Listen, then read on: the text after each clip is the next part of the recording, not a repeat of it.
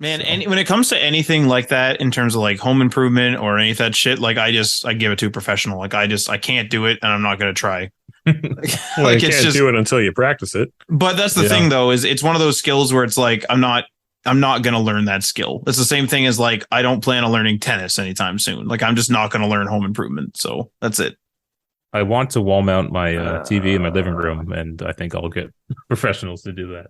I mean, I Oh, thought I'd never do it. And now that I have a house, like it's all I've been doing recently. would you hang a TV though?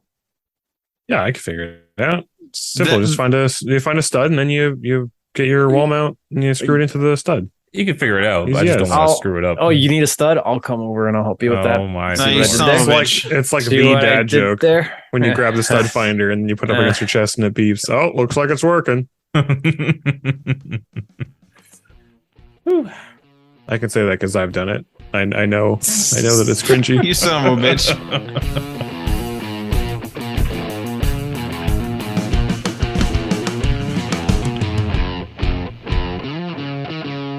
Welcome to Day One Patch Podcast, episode 411. I really hope God, what I just. why does I it hope sound that's so like relaxed? I hope that's not the intro that you use. What do you want me to do? You want me to get you excited? No, Welcome. the Hearthstone thing that I said just before. Oh no. I got with me today Tim Spence, Yes, sir. Hello. Matt Lawrence, What's up? Adriano Petty. Hi. How y'all doing? It's good. Any Uh, plans for the Halloween?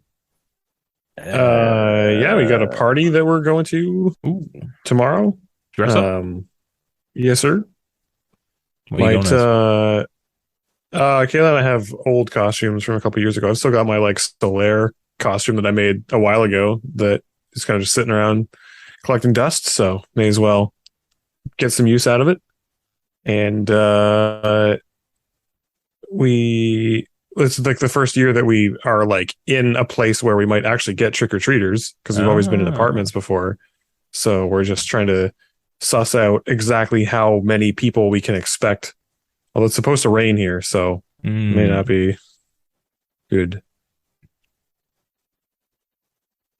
Anyone else? Probably just going to be having some trick or treaters here. Some friends said they wanted to play Overwatch Monday night. I said, yeah, but it has to wait until trick or treaters die off because I'm not Die off. like Oh Tape. my god. taper. Yes, that's right. Let's see, I'll go through the Yep. grinder. Mhm. Oh my god. Once they all taper off for the night because I don't want to be constantly interrupted. So Can imagine Well, why. that's- Damn uh, kids. Overwatch will Interrupting be my Overwatch. Overwatch will be my Halloween plans.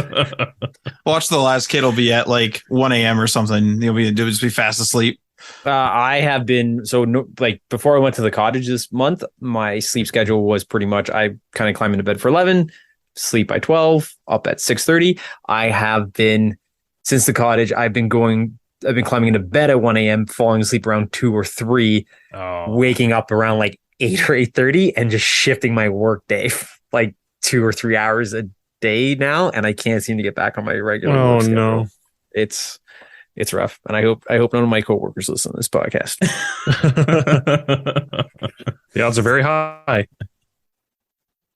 All right, let's hop into the stories for this week. First up, Fallout 4 is getting a Xbox Series X and S and PS5 upgrade next year. This is from IGN. As part of the Fallout 25th anniversary celebration, Bethesda released a blog post that announced the long-awaited free update that is also coming to PC. Long-awaited, or was this something that was already announced? I was gonna say first I'm hearing about it. Yeah. Or are people just like they wanted it? I think they're I long think it's the desired. second. Yeah, They're that's doing the one Trump thing where they're saying people are saying they've been Oh, wanting yeah. this. If you say That's it enough, it will make it true. Arriving 8 years after Fallout 4 was first released, the update includes a performance mode that allows for higher frame rates, a quality mode for 4K graphics, plus bug fixes and more Creation Club content. I was surprised by this, actually. Although I guess I shouldn't have been because Skyrim has been re-released a dozen times. Yeah. Why not Fallout 4, right? Counter offer. Just play it on PC. But what if you don't have a PC? Then buy a Series X and do this, I suppose. And I think what fascinated people is it's also coming out on PS5. So even with Bethesda fully in Microsoft's hands now, they're still releasing updates to the game. I guess because they launched on PlayStation platforms. Right? Yeah, I was gonna say contractually they probably had something where like anything that's already on a platform with another company, I guess they still have the rights to do what they want with those things on those relevant platforms. Maybe, I don't know. Or they're getting heat for antitrust, right? Maybe they're trying to look like good guy Microsoft and be like, yeah, we'll still support games on PlayStation. This is only an update, though, right? They've clearly shown interest in updating Fallout games with 76 on PlayStation. But that's still the PS4 version. This is a PS5 version, right? Well, it's being upgraded. Isn't this just an update, or is this an actual it'd be a release, right? Like it's probably going to be a physical release as well. I don't know. That I don't know. I think one of the Call of Duties, the PS5 disc has no game data on it. I think it was like shown that it has like 15 megabytes of just an authorization information and everything. Right, yeah, that's. So I don't know if there's actually if there's going to be a physical release, it'll literally just be like a trinket or a toy, no actual game. They'll give you a code. Oh, like if you bought the PS5 version of Fallout 4. Yeah. It's just going to be like an authorization thing again. Yeah. Yeah. Well, let's talk about that a bit, though, because that was pretty crazy. Where did I send that to you guys? Was that on WhatsApp? I don't know how far back it was, but how do you guys feel about, the physical disc no longer containing the game to the point where you came and install it without an internet connection? Insanity. I feel like it was inevitable. It comes with the evolution of technology and the delivery of media. We don't give it a second thought about streaming, turning on Netflix and streaming movies. We don't have that on disc anymore. So, I mean, it's like so many games now need software updates and online support, or have a multiplayer functionality, or is the sole purpose of the game, that it is hard to kind of have a console without an internet connection, right? Like this is Call of Duty. Most people are buying it for the multiplayer. So are they really going to be hurt by not being able to install it without an internet connection? They'd likely have an internet connection, right? Likely. It's always possible they don't, but so it's probably outrageous. We have a Call of Duty for the people without an internet connection. Yeah. It's probably outrageous for versions that, or for parts of the game that are offline, like the campaign. I think that's kind of weird, but I mean, the Call of Duty multiplayer changes so much over the years and months with updates that if you have to if it's not on the disc and you're just downloading it all, I mean, it's multiplayer, so you have to do that online anyway. So, well, the game changes so much too. It's like look at Overwatch. If you have the Overwatch 1 disc and you install it, you get Overwatch 2. Not that it's a huge difference, but it's just funny. And it's funny because it overrode my PS4 install, which was from a disc. So even though it's a free-to-play PS5 game, it's still labeled as a PS4, and it needs my Overwatch disc in there. If I take out the disc, it won't launch, which I find hilarious. And it's a simple fix. Download the PS5 version. I just deleted it and download the PS5 one. But I also... You're not going to do that, are you? The disc just kind of lives in the system. There's really no need for me to do it right now. And it's funny because I still have the beta installed, and the icons are right beside each other. So if I'm scrolling too fast and I hit X, it actually launches. It tries to launch the beta. Please, why didn't you delete it? Yeah. No, wait, the Overwatch beta? The Overwatch beta or Overwatch 2 beta? Oh, Overwatch 2 beta. Okay. I don't think there was a console beta. I think I still have the demo version of Monster Hunter Generations on my 3DS. That game came out like 6 years ago. Oh my lord! I think there was a beta for the original one. I think I played the original Overwatch beta on console. Oh, really? I think because I think it shows up in my library. I could be wrong though. All right, moving on here. Xbox's Phil Spencer says that the Metaverse is a quote poorly built video game. This is from The Verge. When asked his definition of the metaverse, Spencer described it as a poorly built video game at the Wall Street Journal Tech Live conference. Meta rebranded from Facebook last year as a testament to its focus on the metaverse, which it believes will become a place where you can not only socialize with friends, but also do serious work with colleagues. It seems as if Spencer doesn't necessarily agree with that, the work aspect of the metaverse, at least in one form, saying, quote, video game creators have an amazing ability to build compelling worlds that we want to go spend time in. For me, building a metaverse that looks like a meeting room, I just find that's not where I want to spend most of my time, end quote. I thought I was wondering if he was going to say video game creators have a great ability to create places that we want to be. And I don't want to be in the metaverse. Yeah. That's effectively what he said. Yeah. If you're building it for work, it's like, yeah, why would you want to spend time in a digital meeting room? The whole point of the work from home thing is that you're at home and now they want you to put on a headset and be in an office, but again. At home. Yeah. So that aspect is kind of funny. There have been so many great criticisms that I've seen of the metaverse, like the fact that they were really hyping up the fact that they have legs now. And it's like, great, VR chat has had this for like 4 years. Why are you acting like this is some new thing? Like they're really trying to hype up and sell a product. Like they're almost like trying to gaslight everyone into thinking that we all want this. Like nobody wants this. I haven't seen anybody speaking like about the metaverse being like, man, I can't wait to put on my headset and just be in the metaverse all day. It's only Meta telling everyone that they want this, and everyone's like, dude, no, stop. Nobody wants this. I'm only interested in it as a potential, because I like following tech news and stuff and seeing where the industry is going. So it's just like I take notice of it, but I definitely don't really want it yet, I don't think its form factor has been figured out yet either. The quote unquote metaverse or rather Fortnite has been called the metaverse, and that's a far cry from what Facebook's offering is with Horizons. Mm-hmm. It's the metaverse could just very well be a more connected future where we start getting glasses and there's like a HUD on our vision.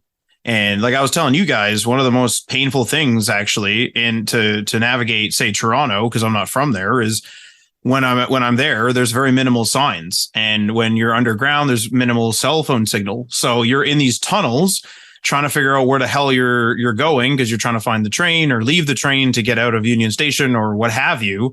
And there's this web of interconnected buildings, hallways, and everything. And you have no idea really where you are. But if you had AR glasses that, had Wi-Fi connectivity to the facility, and it could just tell you, turn right, turn left, go through this door, go here, go there. This could be where the metaverse ends up with more social aspects, obviously, where someone calls you. Because right now, think about video calls. Video calls are very common now, whereas I would say 5 years ago, they were much less common. And now people, even with the work from home crowd, one of the memes is, cameras on, everybody. And, everyone's like kind of like rolls their eyes. I've never turned my camera on in a work meeting. I don't care. The camera's on, everybody. I'm like, mine doesn't work. I don't care. But it's just I think that Facebook's trying to force it down one way. And it might be that way. It might go that way for sure. But it either might not go that way or it might take a while to get there. It really depends, because I think ultimately the metaverse is going to end up being this thing where if you wanted to grab coffee with your friend that moved across the country or even across the world, you could go to your favorite cafe that you used to go to or something with AR, VR, whatever, glasses or headsets. That's kind of where I think it's going to probably end up, with other integrations, like I said, with the HUD and stuff like that. That's where I personally see the metaverse. So, but the thing is that right now, think about 90s computers and early 2000s even, where you didn't really have cell phones. You didn't really have, you certainly didn't have smartphones. You basically had, if you wanted to go on the internet or if you wanted to compute anything, write something up on a word processor or anything, you went to a desk, you did your computing, and you left. That's where the metaverse is right now. You have to go home effectively and go to your VR headset and put it on. A lot of people, for example, even back then were like, oh, the internet's dumb or like this and that. These are the same people that once smartphones became available are all in. They're on their phones all the time. They're on their Facebook, they're on Twitter, they're on reading the news, they're playing games, they're doing whatever. I really do think that the form factor, in this case of the hardware, is going to change that. If you had smart glasses and you were able to just on a whim change where you are visually, and everyone was able to do that easily, and we all had these glasses on, I think that's where the metaverse will start to take more shape. Right now, we're at the 90s computer phase of where we are today with smartphones and connectivity everywhere. So it's too early. That unique selling proposition. Like there's nothing about it that is exciting.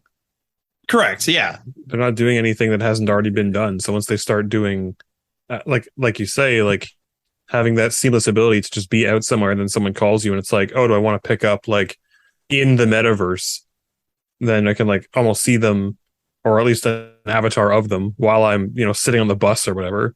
And I can pretend like we're sitting at a table together, and it makes it a little more like interconnected where you can like see something that visually represents them. Then yeah, like that would be more interesting. But as it stands, they don't have that yet.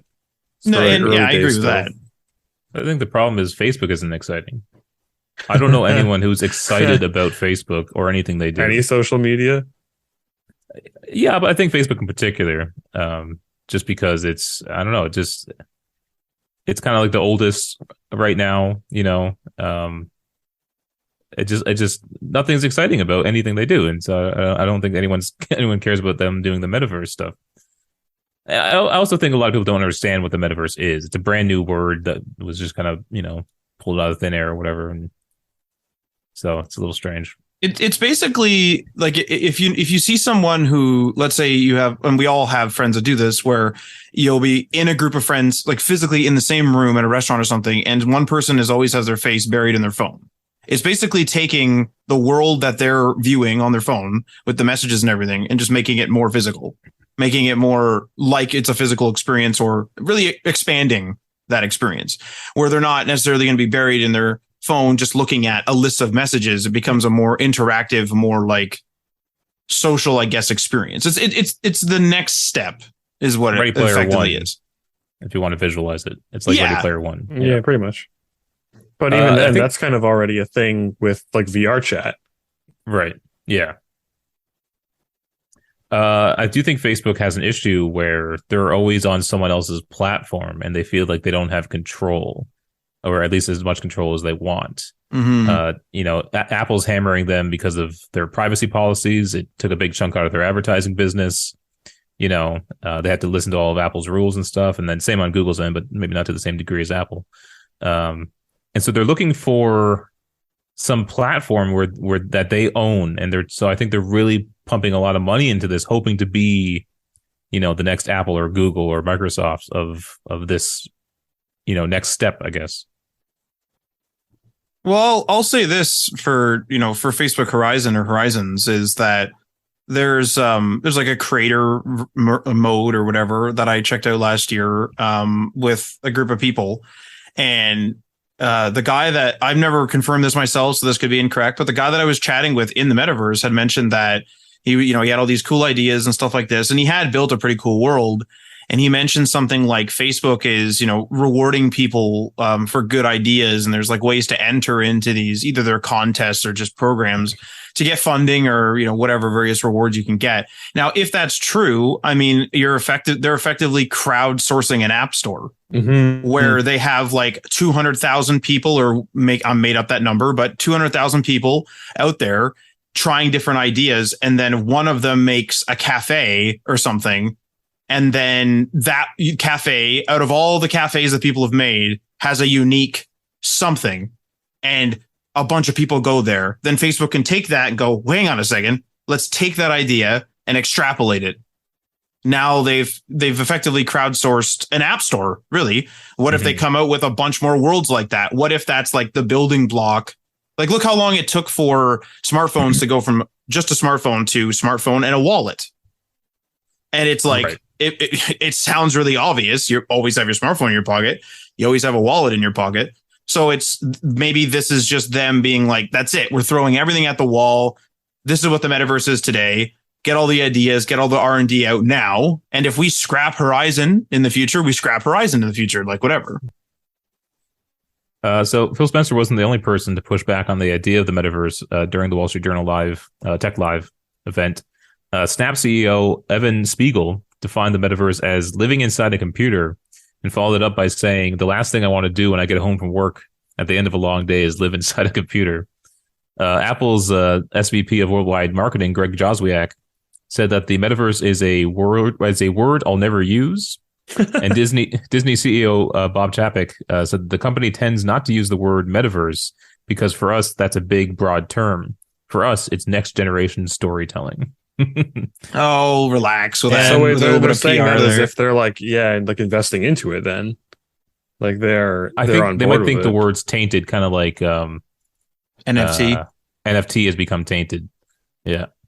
It's a broken brand already. The thing about the creating, crowdsourcing the like app ideas and things for it is like while I think that's on the surface level good because then it like highlights people's creativity and really the best way that anything in human creation advances is by people from all different walks of life contributing to it, but there's definitely going to be a clause in there that's like you forfeit all ownership of this to Facebook or Meta, I guess. And like if we, go ahead with your idea, like it's ours, it's not yours, and we won't credit you. Or maybe we'll credit you, but you won't get any money for it. Phil Spencer, despite his comments, he does feel that the concept of the metaverse is going to change. He said, quote, IT is a little bit in saying it's a bad video game. I just think we're early. That it is going to end up looking a lot more like video games than some of the models that I see for the metaverse today. I think that's a problem too. Facebook's first showing of the metaverse was not that enticing. Well, and everything that they show off too is always like we're looking at this in a year. Like we're going to push this out in a year. This will be great in a year. And they just keep talking about like how great it's gonna be. They never show off anything that's actually good. They have nothing to announce. They only ever say, this is what we want to do with it in the future. It's like, right, but what are you doing with it now? The one cool thing I saw that wasn't really metaversey, was more just augmented reality, was you're sitting at like a blank desk and then you put on your glasses and you have like 3 monitors that are just floating there. And it connects to your computer. They had it running on like a MacBook or something. And you just have multiple monitors now that aren't actually in that space, but you can use them just as you would any other computer monitors. Windows mixed reality. Cool. Which at that point, why wouldn't you just have like your entire vision be a monitor? Like why limit it to just this like square, these couple of floating squares that are supposed to be above your desk? Well, they could be anywhere, I think. I don't think they have to be on the desk. It's just that's where you sit. No, I know. I'm just saying, like, why wouldn't you think bigger? Don't be limited by the constraints of our physical world. Be inside the monitor. Be on that grassy knoll from Windows XP. Cyberpunk is a good example, actually, because like things just appear in your vision, right? They'll like send you a file or whatever, and you just kind of see it float there for a bit. You see it float on your UI of your eyeballs. Yeah, that's kind of cool. But you're also still connecting, like you said, Ryan, to a MacBook. That MacBook is computing in the way that it assumes you're limited to a monitor in that particular case. Like once you start getting like an operating system that could be more freeform, where like it'll probably still be Windows for a while. But if I can like you can kind of do this in Oculus right now, where you choose like a home base, and I'm like living on the edge of a mountain, and then like I just have my UI, and I can like look around my little cabin or whatever. But then if I want to open up the Oculus menus and such, I can throw that window around and like lock it over to the left, and like it's pretty cool actually. Yeah. I can tell that Adriano is really excited about the metaverse because of how much he's spoken during this segment. Sorry, I've been in the metaverse this whole time. Sorry, what were you saying? I've been jacked in this entire time. Like the Wall-E people. Yeah, really, eh? I guess we'll just see where Metaverse goes. Like I said, I'm just kind of keeping an eye on it, but I don't think it's the next thing yet. It's fun to poke fun, right? But like there is going to be a point in human technology where we will be functioning in an alternate reality, like a digital reality. That's going to happen. Is Meta's Horizons going to be the beginning of that? Maybe, maybe not. From what it's, but as it sits right now, it's seeming like it's going to be a long time off. It's a little scary though. If it ever gets to the point where it's as good as the holodeck is in Star Trek, that's a bit scary because it's like, why would you live in the real world?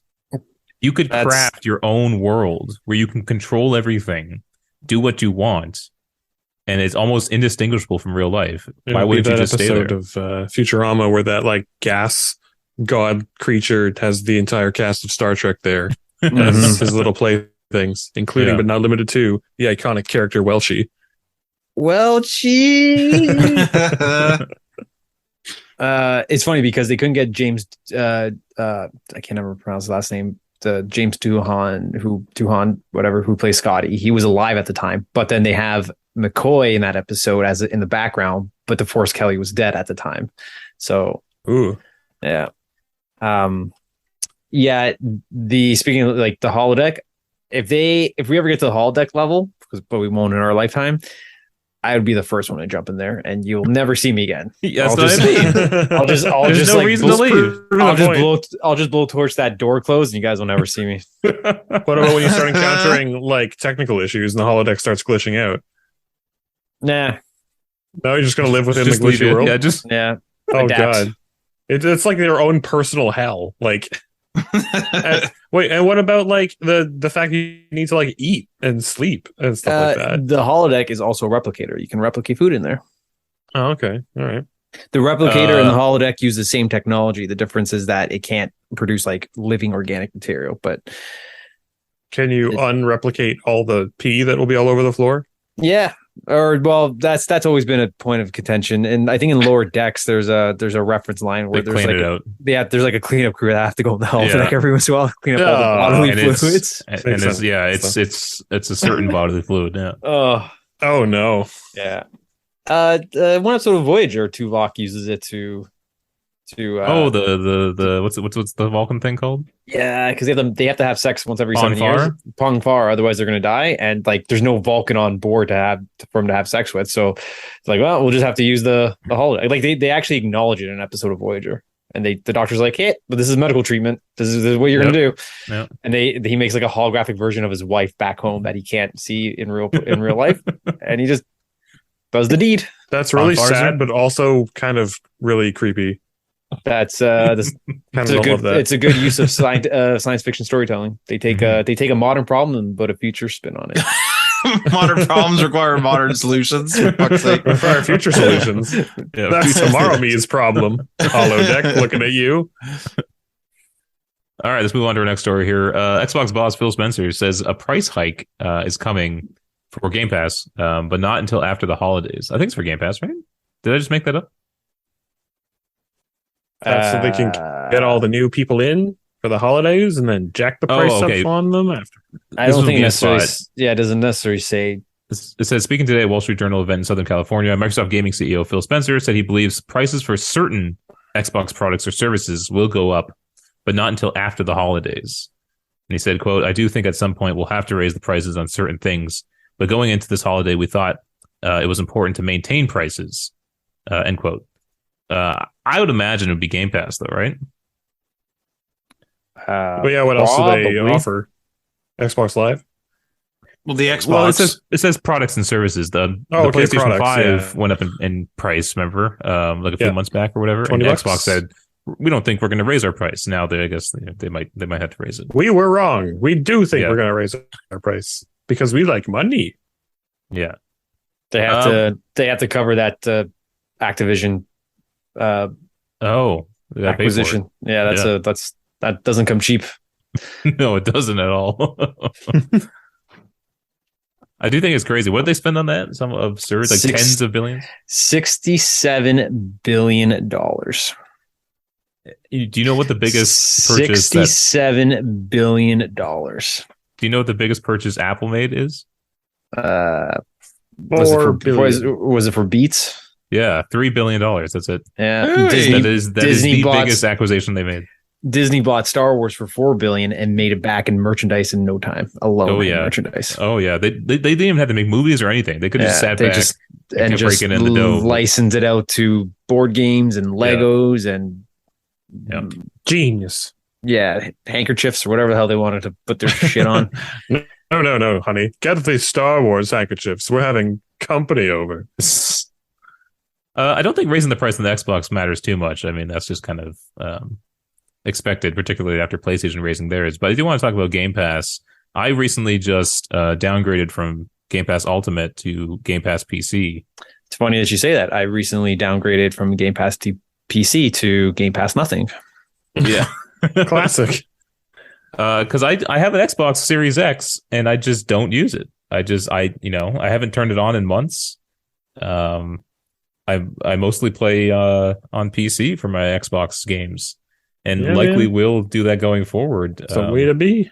So I was just wasting like $5 a month on Ultimate. But yeah, what do you guys think? They'll probably just raise it by $1, right? Probably not anything too crazy. Probably. I booted up the Windows Store today to get to reinstall iTunes, and they were offering me Game Pass PC for $1. Oh, for the 1 month, to get you on board. Yeah, it's like, could have saved myself $12 if I just did it for another month. Kayla and I, we just finally got sick of ads on YouTube and decided to get YouTube Premium. I won't do that. And as soon as we did that, we got an email from YouTube saying the price was going up to by $5 a month.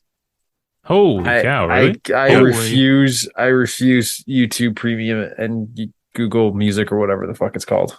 I mean, that might make me rethink the YouTube Premium. That's a big price increase. It's a huge increase. It's from $17.99 for the family pass specifically, that we could both have it on multiple devices. From $17.99 to $22.99. Wow. Although if it is across a family, that's like $1 a person ish. Yeah, because isn't it 5 people? Or is it 4 people? I'm not sure. I think you can have 5 different devices accessing it at once or something. And I do have premium in my family, so maybe we'll probably because my brother and I were trying to figure out how to get YouTube in the family plan, because he had Google Family and I was under it, so I was getting certain. We're trying to figure out what I get as part of being under his Google Family, and it's so convoluted and confusing. Holy shit! Yeah. I was trying to find it in a menu and I couldn't do it, but we pretty much figured out that I only received his Stadia purchases that I could play, but those are now gone. And any a la carte purchases that he's made in Google Video or Google Play or YouTube, I get. And music, yeah. Music that he's bought. But the actual music subscription or the YouTube Premium subscription didn't roll over. But then I also found out that there was a higher tier Google Family plan in which he could have upped, and then that would have also included the Google Music and YouTube Premium as part of it. So I don't want a taste of YouTube Premium because I'm afraid that I won't. It's good, man. I don't want it. Well, the biggest thing is I'm not going to waste 30 minutes a day or 20 minutes a day. I'm watching a handful of YouTube videos without paying for it. And if I lost YouTube Premium, then I'm done with YouTube. I'll uninstall it. Yeah, I kind of despise advertising in front of videos and stuff too, and so I will, any option I can, I'll pay to get rid of them.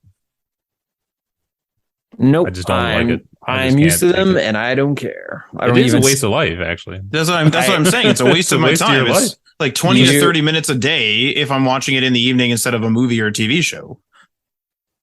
It really does come down to the how much do you value your time piece of it, because time to money ratio. Yeah, my trial of the YouTube Premium ran out literally today, and I was wondering why I was seeing ads again in front of videos, and I was like, oh geez, it's literally already been a month that I've been using YouTube Premium. This is crazy. And I don't know if I thought it would be a harder adjustment to go back to watching ads again, but it's literally just wait 5 seconds, hit skip, wait 5 seconds, hit hit skip. And I think I did that for long enough that it's not that big of a deal. I also can't justify like $20 a month to not see ads on YouTube. Like I watch a lot of YouTube, but I don't know if that much money I can justify. Are you guys going to drop out then? Like you guys just got it. Are you guys dropping out then? Oh yeah, absolutely. We can't justify that price increase. The subscription services are starting to pile up. I got rid of Game Pass. I got rid of my PlayStation Plus. I got rid of Spotify. But the Spotify Premium was part of the family. That's now gone. I am canceling my Amazon Prime because I don't want that or video or Amazon Music anymore. But I am going to onboard. I just actually did onboard Apple Music, but at a discounted student plan for $6 a month. But I was actually, there was a thing on CBC The National yesterday, and I have it pulled up here. It was a video segment, so my page only gives the sub headline. But it's 1 in 3 Canadians have canceled their subscriptions to streaming services in the last 6 months, according to a survey by the Agnes Reed Institute.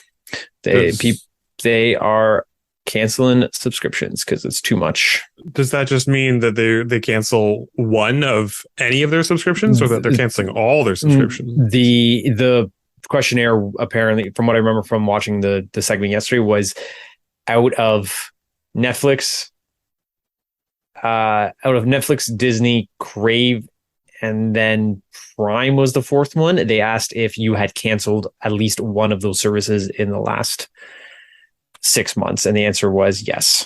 Oh, okay. 1 in 3 Canadians have answered that. Yes. I mean, the wisest decision, like financially, is to only have the subscriptions you're going to use. Like I turn off and on Disney Plus all the time. Like I'm done watching whatever. Just watch turn your off for a fix bit. and then cancel it. Yeah, because I'm literally not going to use it. So like, why? It's not like it's not like I go to like the gas station and just buy gas for fun. It's the same money that goes out. So I just like I know I'm not going to. I love buying gas. Oh boy. Well, like buy anything, right? It's I'm not just gonna like buy candy and then like throw it in the garbage. So it's just like why would I pay this subscription? I mean, short of me losing like a really good grandfathered in rate, it's kind of like I'll just get rid of it for now and then I'll just get it when I want to. Rare. But you'll probably but you're saving the money that you would have otherwise been saving by having a grandfathered rate, right? Yeah, it depends on like what the discount is, if any. Like I'll literally look at it and be like, is this going to make me money or lose me money? Well, it's going to lose me money. Okay, well, then I won't do it. Well, it's like with literally any like subscription or service that we pay for right now, like there's no incentive to stick with anything because there's no like loyalty incentives. So like with anything with like your cell phone, your internet service or whatever, it's just you may as well just like leave anytime there's a better deal anywhere else because they're not going to try to like incentivize you to stay with them. Pretty wild, actually. Plus, there's just so much demand for like everything now. So yeah, they don't really care about keeping you because there's someone else in line waiting to take your place. There's 1,000 people. Yeah, literally that. Yeah. All righty, let's move on to our final story for the week. Hideo Kojima says one of his new games is almost like a new medium. This is from IGN. Speaking to The Guardian, Kojima didn't share any specific data or anything specific about his new games, but said in broader terms that one of them is an almost unprecedented endeavor and that he's been waiting for the technology to be available to make it. Quote, it's almost like a new medium. If this succeeds, it will turn things around, not just in the game industry, but in the movie industry as well, end quote. Reiterating that it's completely fresh technology and a new concept, Kojima said that he'd perhaps have more commercial success if he wasn't the first person to create new things, as usually the second or third person to attempt something is the one who can make it work in an everyday setting. For the first person, everything is hard. Artist. Yeah. I wish that I was the second one. I want to keep being the first. And he says it's a completely new game that no one has ever experienced or seen before. I've waited very long for the day when I could finally start to create it. That's how new things work, is that no one's seen it before. Well, I mean, it's a new thing. I'm just being nitpicky, but like, yeah, it's, I don't know. He wants so badly to be a movie maker. I don't understand why he doesn't just make movies. Well, I'm curious when he says that this is going to change the movie industry. I don't know what that could be. There is already crossover with mocap and stuff. The movie industry uses that stuff, you know. Yeah, I don't know what he's thinking. I have a radical, crazy idea based on this. Does anyone care about spoilers for the latest 007 movie? Like the one that already came out? Yeah, what was that? Oh, I thought you were talking about like a future one. And no Time to Die. I don't think anyone cares, no. I have seen it. This is your spoiler warning now. It's a very minor spoiler, but I just want to be whatever. But anyway, the main villain is in a prison, and he interacts with the outside world. And you see this he has a birthday party or some sort of party for him. And the butlers are walking around with this digital eye on a pillow. And he's like greeting people and everything from his prison cell, but it's because he's experiencing it from this eyeball thing. I am wondering, because he's saying fresh technology and all this, VR has been around for a while. Is this a VR game that's in a movie in which things are interactive? Yeah. Because I was talking to Ryan the other day about this, where and this is not new-ish, but it's the Vader game on Oculus and probably other places too. There's a scene in which Vader interrogates you really early on, and he like kind of gets right up in your face and is pointing at you and stuff. And like, I was like, Jesus, this is kind of intimidating. And I like moved around, and it's VR. So like Vader turns to look at you, like he tracks you. I wonder if someone's come up with a way for live action video to track that center target. And so you would be quote unquote like that eyeball being escorted around a room, except you'd be playing a game. And you're inside of this live action world, but also VR. That's the most like cutting edge thing I could think of that's plausible with the tech we have put together at like a state of the art level. I don't know how that'd be possible though. You're saying I'm looking at live action people, but they're shifting around and I can walk around a live action person. Yeah, like in the same way that a 3D video would just basically be a bunch of screens, like a round screen projected around you. It could be similar, right? Where characters, the interactivity part would be hard to facilitate, I think. But the part where they were like would acknowledge you or track you or whatever, I feel like would be pretty easy because it would just be the same as like a character in a movie just looking at the camera. Yeah, that's the way I see it. Like either they have that set up, and then maybe they filmed a few different scenarios if you're on like the left versus the center versus the right of the room, and they have enough play with however they're capturing the 3D video or the 360 video, such that if I'm in the middle of the room but I'm not like dead center, I'm off to the left slightly or off to the right slightly, the video can warp in a certain like enough. Like we're talking, he's even saying it's the first one, so it might be a little janky to be fair, but I can't even picture that. Man, I don't even know what you would do for that. Yeah, VR interactive live action with live action with gameplay functionality. That sounds like it could be plausible. Yeah. Confirmed. I do think it's funny though, because we did it. He's saying this new game is like a new medium. He also called Death Stranding a new genre. I would say that's fair. The first in a series of Strand type games. Yeah. Strand type games. As Donkey keeps referring to it. I mean, I guess it's a genre, but to me, it's not. It's also, it's a narrative driven sort of puzzle platform game in a big world with some combat. The genre can't be you just connect one location to another. That's not a genre. That's called a Ubisoft like viewpoint system. Yeah, it's just a type of game. It's not it's a mechanic within a game. Yeah. So I don't know what he was talking about there, but it's the traversal though, I think, because that is true, but it's your version of your journey across America is going to be vastly different than mine, because I'm a person who gets annoyed by inconvenience. And so I'm going to go out and do that hard ass journey once. And then I'm going to be like, man, fuck this. Like, I'm going to inconvenience myself way more by lugging all these, those like grapple hook things that you can go, or zip lines. And I'm going to make a zip line network because I'm sick of this. Like, I don't want to be out in the snow anymore. I'm sick of it. Whereas other people, they would not do that, they would, maybe they'd make their life a little easier, but they're like, man, I'm not going way up on that peak to put a thing. Whereas I'll spend 40 minutes to place that zip line up there so that I have it moving forward, so I'm not inconvenienced again. But I think that's just a mechanic. I don't see how that translates into another game. It's not a new genre. That's just like when you have a new mechanic in your game, that doesn't make it a new genre. Like, oh, God of War did something that other games haven't done yet. It's the first in a God of War series type genre of games. Like, no, it's just a mechanic that this game had. Like, what else could use that? What else could be like Death Stranding? Like FedEx Simulator?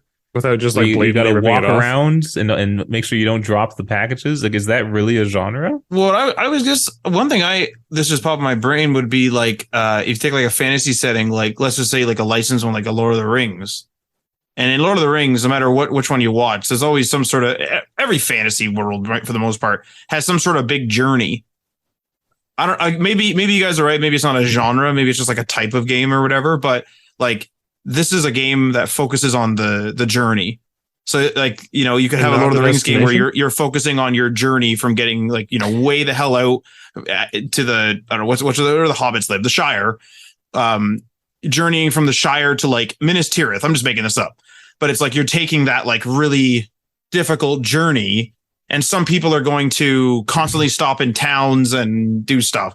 Other people are going to beeline right for it. Some people are going to avoid the dangerous areas. Some people are going to go all safe. Some people are going to do a mix. But that's just an RPG. It's all exists already. With Death Stranding, and I'm unfamiliar. It's on my to playlist one day, but let's get real. I'm never actually going to play it. What do you do? And like, what is the log line of that game? If you had to pitch it to me in 2 sentences, what do you do? Moving from east to west in America, connecting people back together. Is there obstacles in your way? There are the there's terrain, the geography, the weather, and the psycho creatures that exist in a sort of a similar reality. Do you battle these creatures and lose health and die like you do in traditional video games? You can, yeah. Okay. All right, that falls apart then. Because I was going to say maybe his take on making a new type of game or new genre, even though that's not what a genre is, but a new type of game is maybe just rethinking the whole death, use a life, come back, and just try to win. Like at some point in video game history, it became like a staple of video games to just kill or be killed. Mm-hmm. And it seems like there's very little that breaks from that formula. And yeah, now in maybe last 5 to 10 years, there have been more games like things that look at things from a different angle, different perspective. But maybe that's what he's trying to do. Just maybe make you rethink. Maybe you don't need to be constantly worrying about how many lives you have or whether you're going to die or not. Well, yeah, that already exists too with like roguelike games and then things like Dark Souls, where death is all part of the process. But you're part of a roguelike, like Rogue Legacy is to die. Even in death, you progress. But maybe he's saying, and I haven't played the game, so I could be completely wrong, but you shouldn't be you should be going this assuming that you won't die and assuming that you will just do this experience as intended. More like journey as well. Oh yeah, is Journey its own genre? Like, how's that game stack up? It's part of the Strand genre. Because I was going to say that this is in terms of like Journey's like a really simplistic version of Death Stranding, I guess. Is that a genre? I don't really know. No, I don't know. But Journey specifically has you're being guided through that game, whether you realize it or not. You are on a linear straight path. Mm-hmm. No matter what. It's very good at hiding it. And I think Death Stranding is kind of a go where you can, go where you want based on the equipment you have. Well, it pulls like the thing that it distinguishes it in my mind, and it might not be genre defining, but is that there's like one major goal, and it's just to like get to a destination. Like in this case, it's to get to the other side of America. Like it's a physical geographical point Whereas a lot of other games, I'm sure there's some that have that, but in other games, a lot of the time it's like, sure, you're fixated on one point, but it's usually we have to, kill the king, or we have to take over this village, or whatever. Assemble the MacGuffins. Without using What the hell that means. without using the word simulator, what would you classify your American Truck Simulator? American Truck Simulator. Like, how would you classify that game? Without using a simulator? Or Power Wash Simulator, or Well, those are different. I would say the one's like a resource management game. okay, American Truck Simulator. Like, Yeah, is with it RPG is it a elements. travel game? Is it a world and lifestyle game? Yeah, if you had to put in a TV package, is it It's part like of a business the lifestyle? management. Business management. Yeah. Because you buy trucks, hire truckers, choose routes, get licenses. Yeah, like this That's what I RPG mean by, mechanics. like resource management. Yeah, it's similar to like it starts off being you're doing it, but then once you get to the end game, it's really more like football manager kind of thing. yeah, you could literally Like, just sit in your truck and just like have your You just people tell the drive game around. how to play itself, basically. Fascinating. Well, I'm always excited for whatever Kojima's working on. I think he's working on some Xbox game too, if I remember correctly. I don't know if those rumors are true or not. I thought that was a thing too, if memory serves. Yeah. Yeah, we sit here and Anyway. we make jokes as if we're like picking him apart, but I am always genuinely a fan of what he makes. So it I should hope it's be in interesting. VR. It's just whatever. Even though I know Death Stranding was kind of people have different views on it. It was just something new and fresh, you know. And the experience I had playing it was just great. It was kind of similar to Elden Ring, where it's just like sometimes you're just like looking around and you're just like, this world is gorgeous. Like I'm in a piece of art, you know. And I always enjoy that. Most game developers obviously enjoy making what they make, but it is a business in the end. I think he's one of the few people you can confidently say he enjoys it just for the sheer sake of making something. Particularly now that he owns his own studio, right? Yeah, like he's done his hard work and he can kind of just do whatever the fuck he wants. He's like, doing it for the love of it. Yeah. Yeah, he's Adam Sandler. He's done the hard time, and now the studio's are saying not in that sense. What I'm Is that saying the is gold standard now? no. Let me rephrase that. Adam Sandler's done the hard time, and he's made his movies with the studios. Now Netflix is saying, "Here, have your money, do whatever the fuck you want, and just make us stuff." He's pretty much in the same boat.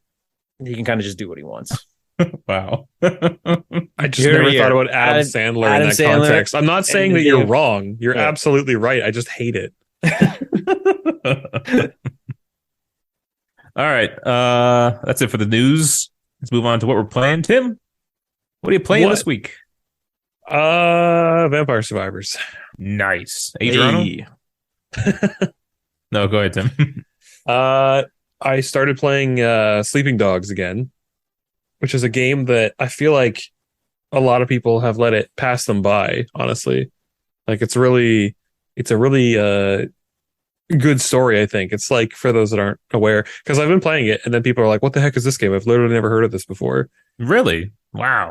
Yeah, like I think it was one that people, like, no pun intended, they kind of slept on it and just let it, like I said, pass them by, because it's like it's for those that aren't aware, it's basically like similar to a GTA style game, but it's the Chinese triads in Hong Kong instead of American criminals.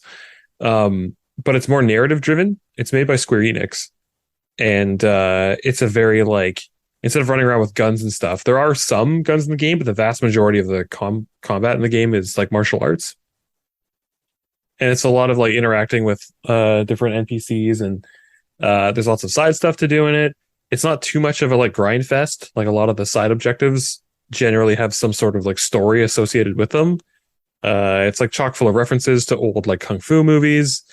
It's it really is quite good, and it's a story. You play the character Wei Shen, who used to be part of the like criminal underworld as a kid. Then he moved to America and became a cop, and then he became sort of like a detective, and then is back in the streets of Hong Kong undercover, getting involved with the Chinese the triads again, and it's following the story of how he has this sense of duty to the people that he knew, that he used to know back in his younger days, but also his obligations as a police officer to like uphold the law and stuff. And the story I find quite fascinating. And I only ever played it once, back in 2013. So playing it for the first time in 9 years again. Came out in 2012. But it's really good, and I really enjoy being able to like share stuff like that with people that otherwise might not have ever seen it or heard of it. But I really can't recommend it enough if you like those kinds of open world like city games, but with good story and characters and fun combat. Man, give that game a remaster, eh? It has one. It has a definitive edition. It had a definitive edition, today. but apparently people hated it. Like it wasn't very good. It was buggy or something. I'm playing like the original version with all the DLC on Steam. It's got some bugs though still. Like it's definitely had a lot of issues, mostly in the way of like AI pathing and like physics engine and stuff, like kind of, you know, stuff you would expect with the systems that exist in the game. Nothing game breaking, but I don't remember it being this buggy at all the first time I played it. Granted, it was almost 10 years ago, but like maybe it was just the sort of thing like at the time all games were like that, and now things are like a little more polished, perhaps, or at least the stuff that I play is more polished now. Maybe, I'm not sure, but it's been fun. It's been a fun trip down memory lane, and it's not too long either. I don't think. I think maybe the story's like 15 or 20 hours if you really just want to focus through it. Man, is the developer gone? They no longer in. It was. Let me check the store page. Looking at their Wikipedia page, the last game they made was in 2016, Disney Infinity 3.0. It's United Front, right? Yeah. Yeah. Published by Square Enix. I remember. I really liked the story, and I think who's that actress? Lucy Liu. No. Anne Hathaway. Gwen Stacy from the Amazing Spider-Man series. Her name's slipping my mind. Emma Stone. I think she does a voice in that game. She's in it, isn't she? And her character model in it? I don't know if they modeled her, but I think it's the first like girlfriend interest. I think that's right. That's the girl that like introduces you to the martial arts studio where you can go to learn more like martial arts moves for combat from your old Sifu master. Okay, definitely not her character model. I remember waiting for, because this came out before GTA 4. No, GTA 5 came out in like 2013, and this was 2012. So GTA 4 was already out. Okay, yeah. So I remember like wanting a GTA open world style game and playing the Sleeping Dogs and just saying this was a good fix. Like it kind of set me for a little while before GTA came out. So yeah, it was a good game. I really appreciate it. I actually went over to Ryan's and watched him play through a major climactic scene. So I saw the ending of that game before I even played it. Oh yeah, the ending is rough. It was kind of really abrupt, good. If like, cause I played it maybe 5-ish years ago. I think right at the beginning or right before the beginning of COVID, I think. Cause I never beat it. And I played that definitive edition on my Xbox One. And like it was all right. I didn't like there was definitely bugs for sure. I just kind of like chalked them up as like, oh, it's like a 360 era game that's been remastered. An old game, yeah. But I don't remember. I don't remember the end at all. So I don't think it was probably didn't leave any sort of impression on me. That's for damn sure. Well, yeah, that's largely been my week. I've been doing a lot of Vampire Survivors on my Steam Deck when I get a chance. A little, time for a run or two here and there. Usually in the evenings.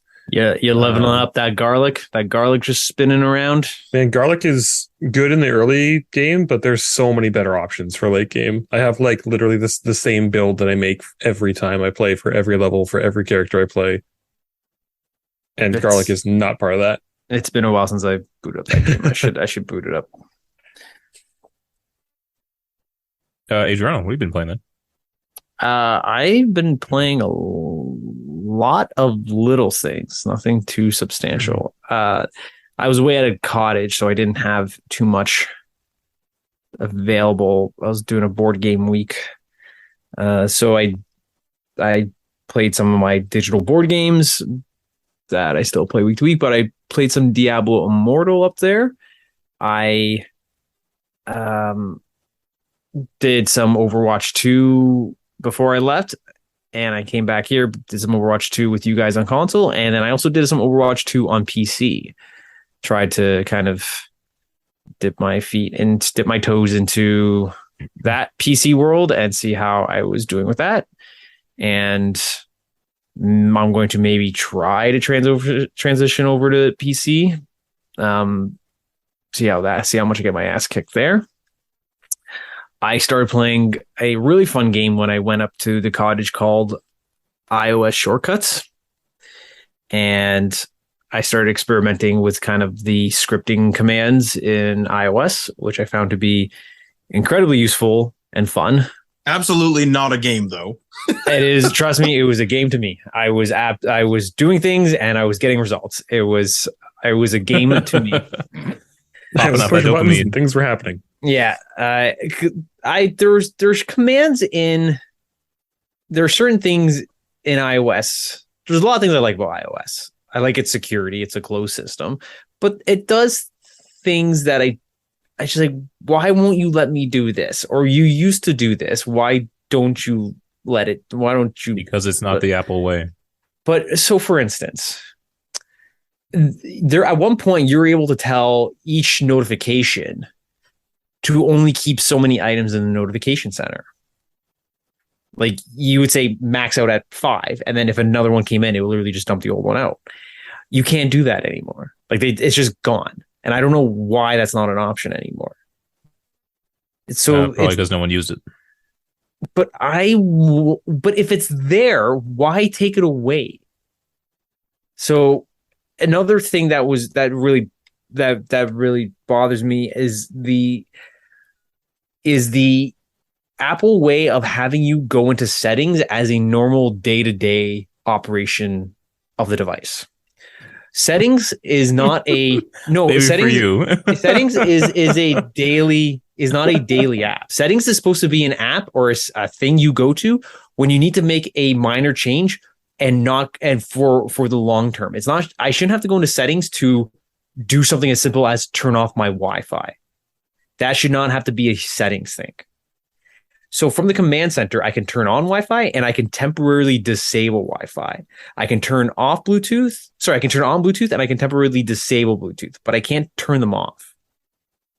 And that is weird because I try to disable my Wi-Fi and then I find myself, then it just turns itself back on and grabs the network again. It's like, no, I wanted you off and I don't want you on for a while. So I started experimenting with making custom app icons, which because you can run a shortcut to turn it off. Like I can turn it off from my home screen, but I can't turn it off from the command center, which I find ridiculous. So I started experimenting with that. It's like little tiny things. I have it set so when I open up my Outlook on my iPhone, it actually disables the auto lock because in order to see a week view, you have to like a 7-day view, you have to turn the phone sideways. So it automatically disables the auto lock when I open it, and when I close it, it automatically turns it back on. I experimenting with board game scripting. So since we were up there, we were doing a lot of board games and we had to do a lot of randomizing. So I made a shortcut where it actually presents all the names of my standard board game group, all 5 of us. It says, pick the names that are playing. I pick, like, let's say anywhere between 1 and 5. And then I put a thing in there saying, enter all the names of additional players that are playing with you that are not part of your board game group. So you enter them in, and then it would take all the selections and it would compile them into individual items. And then I set up like a prompt to say, do you want to select one active player or do you want to shuffle them randomly and then present them? And then I did a script where I could then take that command and just send it to a WhatsApp chat. Like shortcuts would just literally fire it off. So that's pretty cool. I like that. Yeah, you can get pretty ridiculous. And I'm trying to figure out a way how to cheese it so I can send a shortcut from one device and have it trigger on another. which is from a security standpoint, Apple tries to prevent Trigger that automatically. Yeah. So Oh, for my instance, Lord. so for instance, your shortcut. So when you open up the shortcut, you have two different categories. You have shortcuts and you have automation. And a shortcut and automation are the same thing, except in a shortcut, you actually have to initiate it. You have to hit the button for it to run. And automation is the exact same thing, but you say, when I meet a condition, do this. So it's like when I plug into power, automatically turn off low battery mode in if I turn it on, and it will do it. So one of the things that Apple does to protect people that are running shortcuts is when you run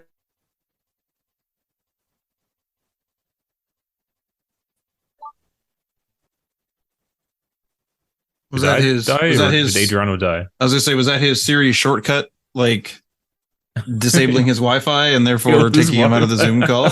Oh, God. That's weird. My mic icon dropped from my taskbar. What the hell? What the heck? Oh, wow. That's weird. But can you guys hear me now? Yeah. Yep. So where was I? So the automation is it will trigger it when you meet a certain condition. Like I plug in, then it'll say turn off low power mode. And one of the things that the shortcut does, which is really annoying, and I found a whole subreddit that's trying to deal with this or trying to break it, is when you do a shortcut, when you initiate it, it will run the whole script as it's supposed to. But then when you're done, it will halt the entire function of the phone. And then it will bring down a new notification that says shortcut did this. And then it will go back. And it's really annoying because it actually stops you from using your phone and it slows down the process. And the whole point of shortcuts was to make things faster. But they say they're literally this big unavoidable banner comes down and says, you did this. It's like, why do you have to tell me I did this? And it's for security reasons. So people can't put a shortcut on your phone without you knowing and they're running a script.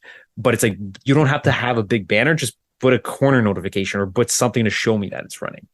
So I found the subreddit where people were trying to figure a way how to break it, but Apple makes it very difficult to turn off those notifications. They allow you to do it for automations, but not for shortcuts.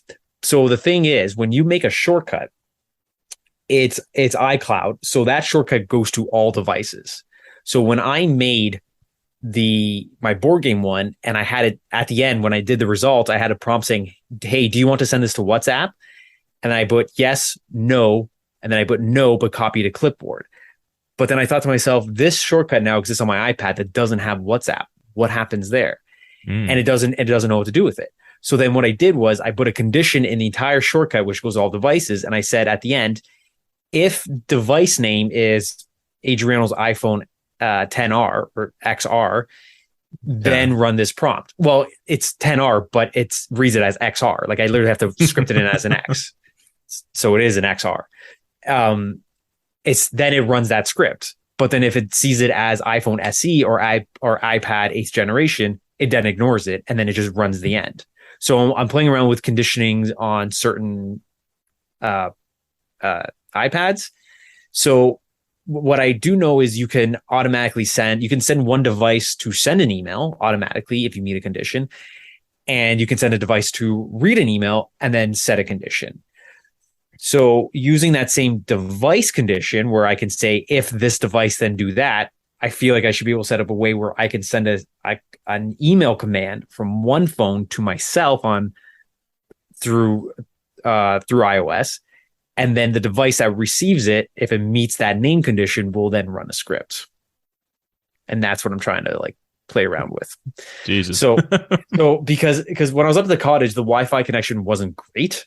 So I have two phones. I have an SE and an 10R, which have two different cellular plans. One of them is limited data, or it's 20 gigs, but it's North America wide. And the other one is just Canada wide, unlimited.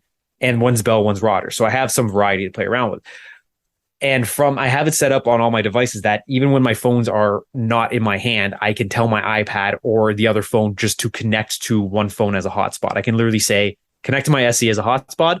My SE will drop from the Wi-Fi, turn on its hotspot, and then I'll have internet without even having to touch my phone, which is really convenient. Sometimes though, if I forget if the Bluetooth is off or the Wi-Fi is off, then my iPad can't see it. So I'm trying to figure a way how I can maybe iCloud commands to each other which is somewhat like I'm playing around with that. It's like even something as simple as when I put in my AirPods at home, I have 3 devices. I don't know where my AirPods are. Like it's in one of 3 Apple devices, and I don't want to, like, one could be upstairs, one's over here, one's over there, and I don't want to go to the device to figure out which one it's at, and I don't want to risk playing anything. So I made like a shortcut that just says AirPod on my like as an app icon, and I pretty much told it to say when I press this, turn on Bluetooth if it's not on, connect AirPods, and play off immediately. So just whatever's playing, send it to the AirPods. So I put it in, I just hit it on the device that I'm on, and I know that my AirPods are connected. I don't have to worry about going into a control center or settings to do it. So that game has been incredibly fun. And then the other game that I've been playing that came out while I was up there is called Marvel Snap. Oh God. And I cannot begin to tell you how I've been playing this game. Like I wake up, it's the first thing I do in the morning while I eat breakfast. Before I go to bed, while I'm like dozing off at 3 a.m. and YouTube's running, I have Marvel Snap open. And I have it open by my desk while I work, and I just have like a game running, and I'm experimenting with decks. This game is so goddamn fun. It is so well designed. I found my new Hearthstone, guys. I found what's going to keep me occupied for the next little while. I don't know if Ryan, how do you feel about the snaps? You definitely have to put some work into it for it to click, and then you start to love it. You mean I think I'm at that before point it begins now. to snap? Oh, I sure. Yeah, But yeah, it is fun, and it's also it's both simple and you can get complex with it. You know, the more you want to work with it, you can definitely get some combos going with some cards, and even with the play areas and then when you nail like a really good combo, it's just fantastic. Mm-hmm. Yeah. And each deck is max 12 cards. So it's not like Hearthstone where it's was it up to 30 or it had to be 30 or up to 30, I don't even remember. And becoming modifying a deck making a deck in Hearthstone where you had like insane amount of expansions with 150 plus cards each, then you had to it became a balancing game with 30 cards, and it was I very rarely made new decks or modified decks too much. But with Marvel Snap, it's this location is, because they make hot locations, they say this location is going to come up more often. I will make a deck on the spot because it's 12 cards. It's like, okay, what do I want in this? And I scroll through my available cards, like boom, boom, boom, boom, boom. I put these in there, and I run it a couple times. I don't like this. I'm just going to take one out. I'm going to put this one in, and I run it again. And it's so approachable, and it's so quick and easy. Games are like 5 to 7 minutes tops. They are, if that. I mean, like I'm confident that while we wait for an Overwatch queue tonight, if we play, or tomorrow, you can get Snap games done while you wait for a match. They are so quick and dirty, and it is really fun. And it's portrait. Like you can literally play it in one hand. I can't believe I'm saying this. I was playing. I had to walk from one side of the hospital to the other. I had to go grab something from the base and bring it up. I whip up my phone and I'm playing Snap while I'm walking from one side of Juravitsky all the way to the other, and I got a game done. It is so well designed, and I'll echo what my buddy Braden, because out of my board game group, there's 3 of us that have really gone into it. The other 2 not so much. The rarities are not all cards are the same rarity. No card is more. You don't have a better chance of getting one card over another than any other player in the game or any other card. They're all the same. The rarity and all the rarity of the card comes with how much you play it. So when you get a card, they're all gray, like the basic gray color, and they're just plain. The more you play that card, level them up as you use them. Yeah, exactly. The more you play it, the better the card looks, and you can then pick the variant of the card that you like the most and level that up. So there are cards that I'm getting that my friends aren't getting, and we're comparing stats. I'm sending them decks, giving feedback. It's some of the wording on the locations. I'm still trying to figure out the reveal and effects Yeah. order because I don't think they've quite worked that out yet. And some of the wording on the locations don't really jive. I did one thing at a location. I'm like, oh, this is going to happen. And it didn't happen. And it's like, I would have written that location differently. So I think they might alter some of those, or they should be altering some of those, but it is a incredibly fun game to play. I am quite addicted.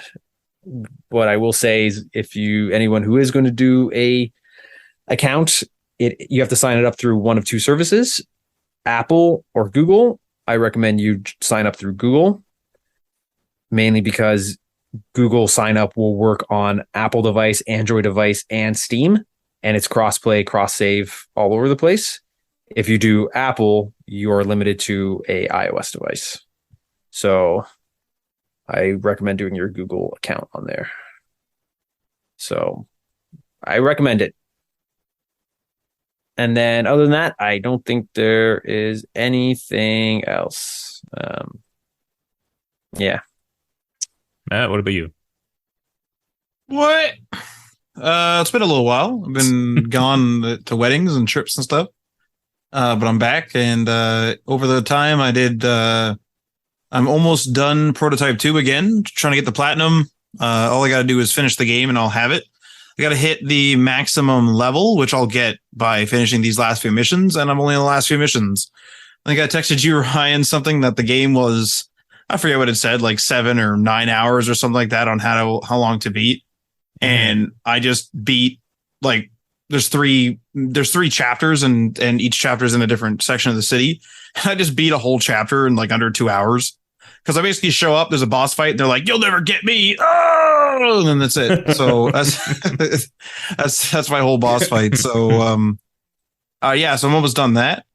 But other than that, I've been playing the Overwatch 2 a little bit here and there, doing a little bit of that. Feels great to not give a fuck about the battle pass at all. You guys are doing challenges and shit, and I just show up, play, and don't care at all. The Halloween play games. What's that?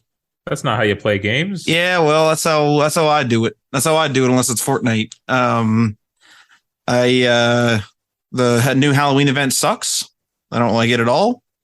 Because I don't think there's any Junkenstein or anything, is there? It's literally just, here's some Halloween themed challenges. There's Junkenstein. Yeah, there's a new one. Oh, there's a new one. Oh, okay. In fact, they've never had more Junkenstein than they've in the past. Oh, okay. Because I asked, and I forget who responded, but someone was like, "There's just some challenges with some sprays you get." So I was like, "Oh, okay." And then I just completely wrote it off after that. So okay, I was wrong. So I apologize for that. But anyway, that's Overwatch 2. I'm playing the PS4 version on my PS5 because I accidentally downloaded the wrong. Well, I didn't accidentally download the wrong version. I downloaded that version because I thought it was smaller. And then someone informed me, unconfirmed, that it's the same size as the PS5 version, because at that time I just wanted to download it quick and play it that night, and I just don't care to change it. So I'm playing the PS4 version. Yeah, same here. PS4. Yeah. So that's that.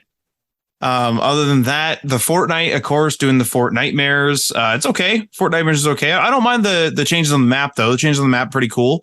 It's a little weird that they're just giving us. Well, it's not just like they're giving us the odd spray and the odd thing with the different Fortnitemares challenges, but the 3 sort of big items you get for completing a collection. I think it's like, I don't know, it's like 3 challenges, 9 challenges, and 20 or something, and you get 1 item each. It's weird that they're just Chrome items. I thought they'd be kind of more Halloween-y, but there are Halloween items sprinkled in. Some of the quests will not give you XP. Some of them will give you, like I said, a spray or something, an emote or whatever. Some little things so far, and they're still coming out as far as I know. So maybe there'll be something bigger closer to the end. So that's kind of cool. And then other than that, I've been doing a little bit of the Apex, 1 round or 2 of the Apex. So that's pretty good. And not alone at all. I'm not that good at that game. And I guess the final game, so I wanted to play Modern Warfare 2 last night. So I had that preloading, downloading, whatever. And so I decided to play some House Flipper while I was listening to this podcast, the one I wasn't in, the episode that I wasn't in. And I was texting Tim about that. I've almost completed my first house. I take breaks though. So I do a little bit of work. I do like 1 room in the house, and then I go and I do just a couple of jobs, and then I come back and do like a room, or do like last night I did the exterior and a room type of thing. So I do like a job plus a room, then I go do another. There's like just odd jobs you can do that people hire you for. You make money, so I just kind of go back and forth to break it up a little bit. And so that's a lot of fun. I think I only got 2 more levels or 2 more rooms to go, and that's it. 1 more bedroom and 1 blank room, which is more than likely going to be the kitchen. And I have the gardener DLC. So I was telling Tim, like, thank God, because my lawn looked like shit. Like every time I went back to my office, my lawn just looked horrible. It's so funny going back to that first little office. Every time you're like, oh man, I did this house up so great. It looks so good. And then you go back to this little shed and you're like, man, this sucks. Mine's all fixed up. I fixed it up, but I made a mistake, and my door into the bathroom is just a glass door. Oh, I mean, that's a certain aesthetic, I guess. A certain aesthetic, yeah. It was my first time renovating, so I guess I just chose the wrong option. But it looks nice. It looks nice in there now. It's a little bit crammed. I chose a bed that was a little too big. Some of the flooring doesn't match because I couldn't find the same flooring, because I had to lay it down in two goes. Oh no, there's a section in your tablet where you can look at previous stuff that you've grabbed before. That's actually news to me that I'm going to use now. But no, I did a bunch of the gardener stuff last night. And like I said, unlocked the weed whacker, unlocked the lawnmower.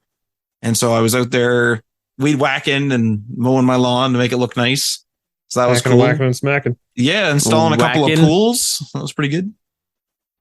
A couple pools? Yeah, like for people. Like it's like, the job's like, oh, cut down this shrub. And I was assuming on the same property. No. I do love the work orders in that game though, where they're just like, remove these shrubs, and it's like, that's it. Remove these shrubs! Exclamation point. You're like, oh, okay. You show up and it's like, remove these shrubs, cut the lawn, and install a pool. It's like, hang on, what the hell?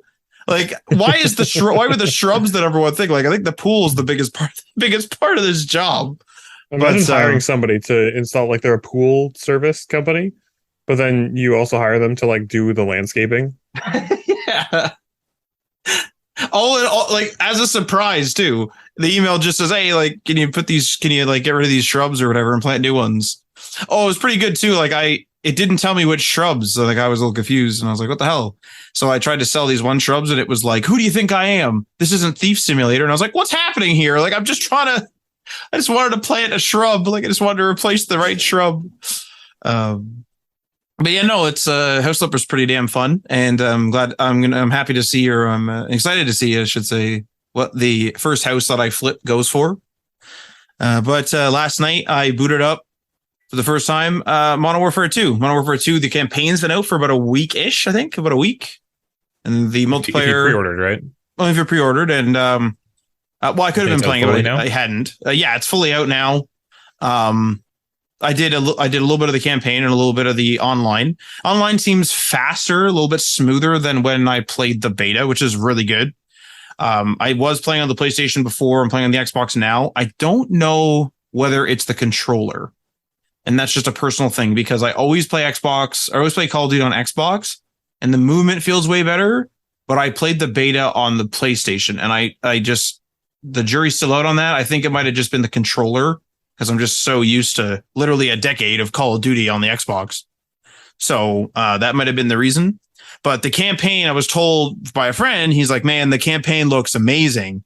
And he was telling me that his dad was watching it, and it was just like a movie. And I was like, oh, okay, I'll boot it up. I'll see. And because I rarely do the COD campaigns, and it looks fucking good.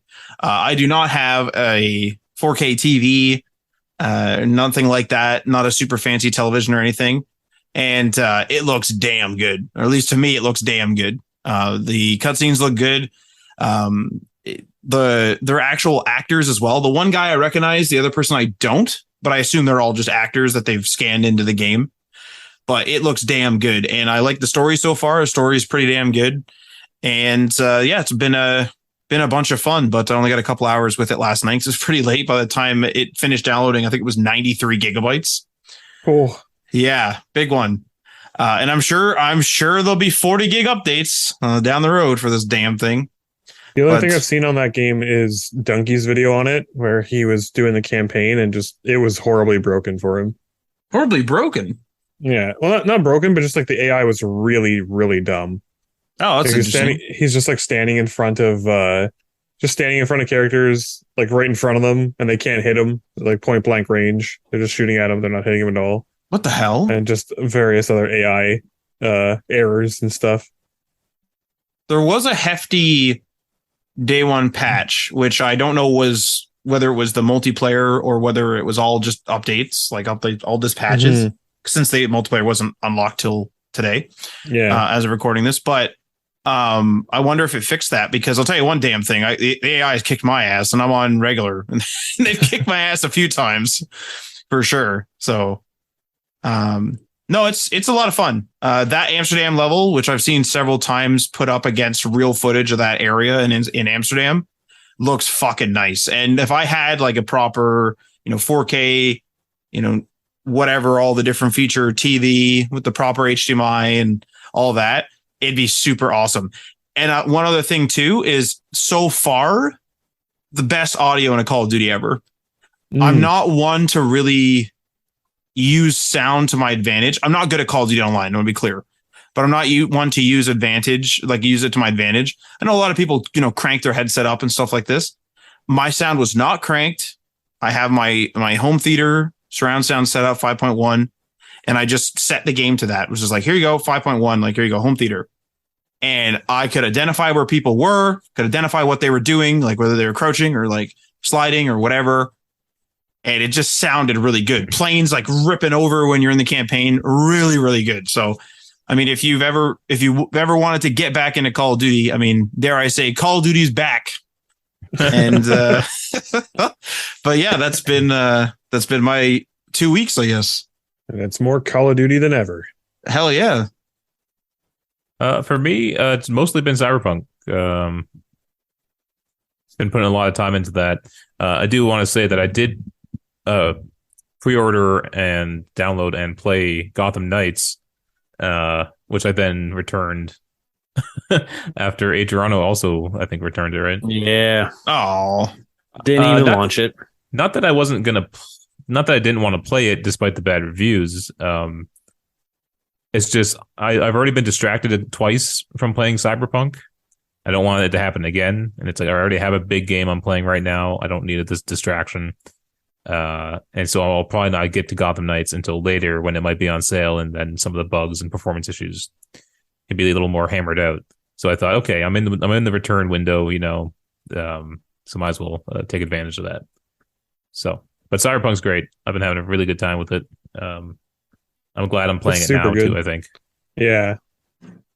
I think that's the biggest thing, right? Is that we waited until it was pretty good. Yeah. How it was supposed to launch. How it should have launched. Other than that, just doing the Overwatch. I'm level 75 or tier 75 of the Battle Pass out of 80. So I gonna clean that one up pretty quick, unlike Diablo. Coming in at the last second on the Diablo Battle Passes, but I'm not doing those ones anymore. And I even checked, the new one just came out like yesterday or so. I looked at the final skin, and it was not one I enjoyed, so no temptation to get that Battle Pass again. Oh man, which is good. That's about it for me. Nothing too exciting. Yeah, that's cool. it. I did re-download the original Witcher after we got the announcement that Witcher remake was being done. Man, I tried to give that game a go. So I've tried it too. I'm going to try again though. It is, the controls are interesting. That game is designed where you can play it, I could be mistaken, but you can play it as exclusively keyboard, a combination of keyboard or mouse, or exclusively mouse. Like they have if you just literally want to move around and toggle on, like, because I think there was like attack stance, defense stance, and something else. There's 3 different like combat stances. Yeah, and you can mode between them on the mouse and then like play that game with the mouse, which I found interesting. If you ever need help with it, Ryan, I can help with that, because I actually played it quite a bit as a kid. I never got through it because I was a kid and I didn't know what the fuck I was doing, but I did figure out the controls. I believe it is their first game though, so that's pretty crazy to think about that. Mm-hmm. Oh, these games used to come out for Mac OS. What happened to that? Oh, Lack of sales. Oh, probably. Yeah. Damn. Is 3 not on Mac OS? No, just 2 is. That's right. Damn.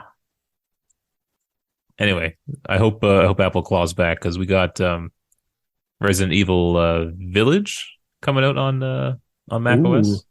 It's a good one. Optimized for the Apple Silicon, the new Apple Silicon. So I'm interested to see how that runs. Anyway, that's all I got. Tim, where can the good folks find you? Typically Mondays to Fridays in the mornings, Eastern Standard Time at twitch.tv/the sidetrack. Why do you ask? Well, because we also stream on Wednesdays at twitch.tv/DemonPatch Media. Well, that's awfully convenient. 9-ish p.m. Eastern. We're doing the old State of Decay 2. The old Dick Twist. I think State of Decay was the first game me and Matt streamed during the pandemic. So that was that sounds right. Yeah. So that's kind of funny that we're now at the end of the pandemic and we're now playing it again. Waiting for 3 though, I think. Hoping for 3. One day. All right, that's it for us. Oh, Goodbye. wait. One note. I found out that update to Fallout 4 is free. Wait, Microsoft OneNote? That's right. Yeah, Fallout 4 going next gen is free. It's right on the Bethesda website. This free update will be available on Xbox Series S, NX, PlayStation 5, and PC. Well, that sounds awesome. Sorry, it's being released for free, or if you have the game, it's a free update. A next gen update is coming to Fallout 4, coming in 2023. This free update will be available on, and then the systems. Yeah, I think you have to own the game. I don't think they're going to give it to you for free. Yeah, it's a free update. Okay. Free update. Yeah, gotcha. Yeah. All right, thanks for listening. We'll see you guys next time. See you next time. Peace.